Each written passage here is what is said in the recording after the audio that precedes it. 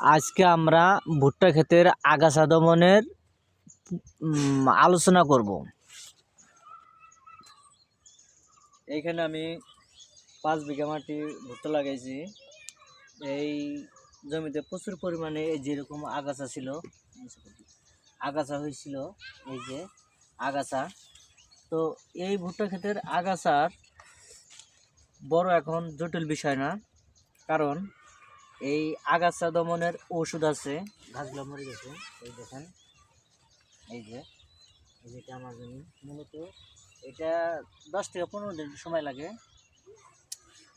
তো আজকে এই আমার জমিটার সম্পূর্ণটা ঘুরে ঘুরে দেখেন, এই যে দেখেন, আপনারা দেখতে পাচ্ছেন মোটা প্রচুর সারি হয়ে গেছে।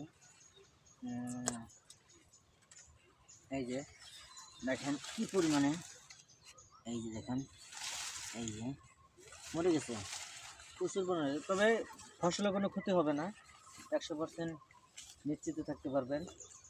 একটা গাছেরও কোনো ক্ষতি হয় নাই বা হবেও না।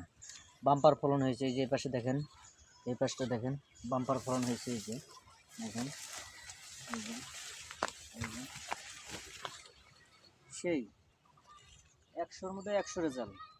তবে ঘাস দমনের জন্য, আগাছা দমনের জন্য আপনারা হয়তো চিহ্নিত আছেন যে আমার জমিতে প্রচুর পরিমাণে ঘাস জন্মাইছে, এটা কি করব। আপনাদের মূলত করতে হবে কোনটা,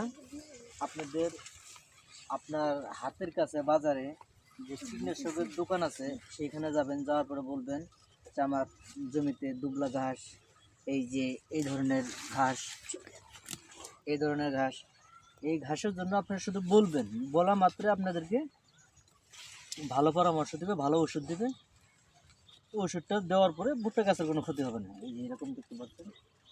তো আপনারা সবাই ভালো থাকবেন, মনে রাখবেন আপনার জমিতে যখন ঘাস হবে তখন দিতে হবে সীমাজিন, কপ্টর, আরও অন্য এনিহা, এই ধরনের 4-5টা ওষুধ আছে, আপনারা দিতে পারবেন, সমস্যা নেই।